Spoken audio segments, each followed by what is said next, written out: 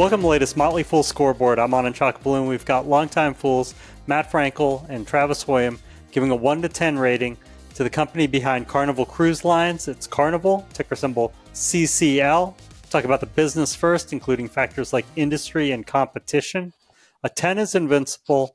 A 1 is hopeless. Travis is at a 3. Matt's double his score at a robust 6. That's more like it. So the cruising industry has been red hot for the past few years. I'm tan right now because I just got off a cruise ship with my kids. Carnival is the largest cruise operator in the world by revenue. Speaking of revenue, that's about 25% greater than the pre-COVID peak. So that just to tell you how red hot the industry is. But this is a capital intensive business. Building and operating a ship is very expensive, and there's not that much room for error when it comes to margin, so it can be highly cyclical. Margins can come under big pressure if pricing power erodes from lack of demand. Yeah, and speaking of lack of demand, that was really the problem during the pandemic. So we saw kind of what the biggest downside is, but let's just take a bigger step back. Carnival stock is flat since 1997, and even before the pandemic, the stock was vastly underperforming the market. So that just tells you must be something wrong with either the company or the industry that it just makes it not all that appealing for investors. And I think that's just what we see, is that this is very capital intensive. It's also very competitive, and there's no real differentiation for Carnival compared to, a company. Maybe I'll preview the company that I'm going to talk about a little bit later, like Disney. Who's going to be able to charge a little bit higher price. It's much more of a kind of commodity type product. So supply demand is a constant challenge for them, and that's going to limit their profitability. When you hear people say, oh, we like capital light businesses, being flat for 30 years is why. Let's talk about management. A 10 is Warren Buffett. A 1 is Homer Simpson.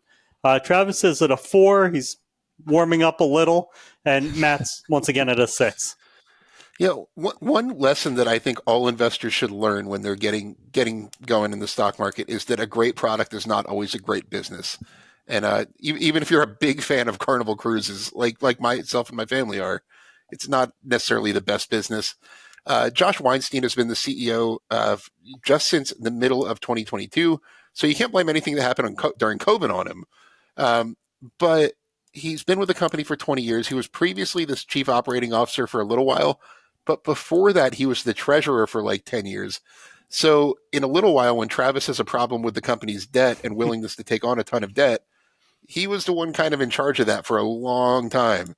I gave him a 6 because he did navigate the pandemic as well as anybody could have. I like the new strategy of, they're essentially, building new big ships. They're taking things that other cruise lines do better and are trying to replicate them themselves. I like how he's kind of, moving away from the traditional Carnival cruise ships and things like that. But, his track record's okay. The ringing endorsement of Matt's 6, I think. That's a 6. That's a 6. Yeah, that's exactly why I'm a little bit more harsh at a 4. Yeah, like Matt said, I mean, he's been with the company since 2007. He's held leadership roles, and the stock has gone nowhere, and the performance hasn't done particularly well on the bottom line. And they've added more and more debt. So maybe some of that is out of his control with things like the pandemic, but the reality is what reality is.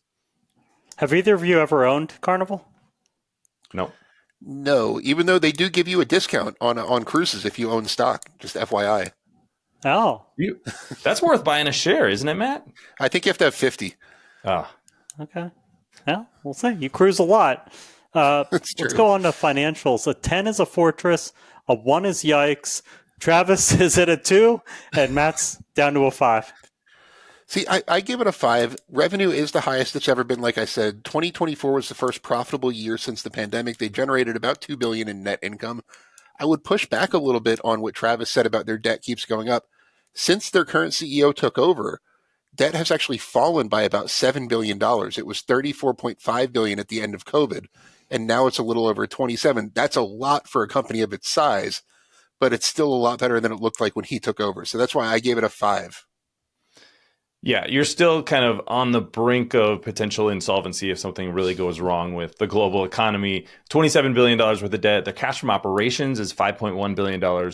they have a pretty high interest rate too. If you remember back when they were taking out billions of dollars worth of debt during the pandemic, that came with a lot of strings and very high interest rates.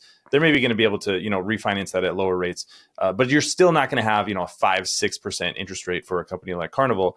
So I just think you're always on this teetering point when you start at a point where you have $27 billion worth of debt. And the best thing you can say about the company is, well, at least debt is coming down. That's still a pretty tough position to be in. Coming down from when they were in the worst pandemic era, when they had to take on a ton of debt to stay solvent. Let's talk about valuation, Travis. How well will Carnival, as if I have to ask this, how well will Carnival stock do over the next 5 years? And how safe is it? A 10's a sure thing. One's a lottery ticket. History says that this stock is going to underperform the market at least. I said the return expectation should be less than 0%. Part of that is that historical number. Part of it is the fact that the stock has actually recovered pretty nicely from their pandemic lows, but you still have that huge debt overhang. So I think have really low expectations. We're also at a pretty good economy right now. And you're only barely covering, kind of being able to pay down your debt a little bit. You're not returning cash to shareholders like by buying back stock or something like that. So, and I also gave a safety score of 3. So I think this is a pretty high risk business. To be fair, Travis, history says that you'll get exactly 0. Yeah, yes, that's exactly not less than 0. Yep. Anyway, go ahead, Matt. I say 5 to 10%. The cruise industry is red hot. It's been surprisingly resilient, even after places like Disney started to see traffic decline a year or two after the pandemic. Cruises have not seen that. It's an industry where you book years in advance. 2027 cruises are being booked right now, which makes it a little bit recession resistant because people have to prepay so far in advance. So I gave it a slightly higher safety score. I'm not calling it a safe company by any means, but I do think the cruise industry has enough momentum right now to produce positive returns over the next 5 years. And by the way, those prepayments are one of the reasons that Carnival's been able to pay down their debt. So just another kind of little mini red flag there. All right, let's move on to top it. Travis, what company do you like better than Carnival in its space? If you want to own a cruise company, I think the company that has better economics, and they kind of hide the numbers in their experiences business, but that's Disney. It has a differentiated product. It's a little bit higher price point, but that means that their margins are going to be better. They're going to be more profitable. I think they're doubling their fleet over the next couple of years. So when Matt talks about, the cruise business is red hot, if it continues to be red hot, Disney is probably going to be a bigger winner from this particular space than Carnival is. Yeah, to be fair, out of all the stocks we've mentioned on the show today, Disney is the one that I own. But if we're going with a pure cruise stock, I would say Royal Caribbean. They say imitation is the most sincere form of flattery. And pretty much everything Carnival's done recently, building a big private island, building bigger and bigger ships, doing short weekend cruises with its newer ships it's planning to do, have all been things that Royal Caribbean have done and have worked well. They've been more the industry, the innovator in the industry. They have a lower debt load and, in my opinion, a better strategy. All right, well, Disney is kind of in the cruise industry, right? It's got a lot of stuff. But Matt, would you say, you like Royal Caribbean better, but are you just like, hey, avoid the industry, or, I would actually consider buying Royal Caribbean? If I were going to buy one, it would probably be Royal Caribbean. I don't like buying industries when they're red hot. I'm the value investor. It's just... There's a lot that can go wrong, as we've talked about today. And I think, a Disney cruise costs roughly 3 times a comparable cruise on Royal Caribbean or Carnival. And without it costing Disney that much more. So it's just that's the better business out of the 3. Right on. Well, thank you to Matt, and thank you to Travis. They've given Carnival a low overall score of 3.9 out of 10.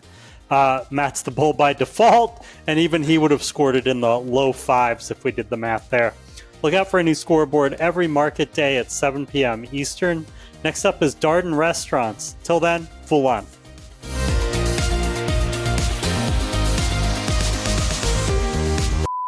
No, Carnival is the great example of a great product does not always make a great business.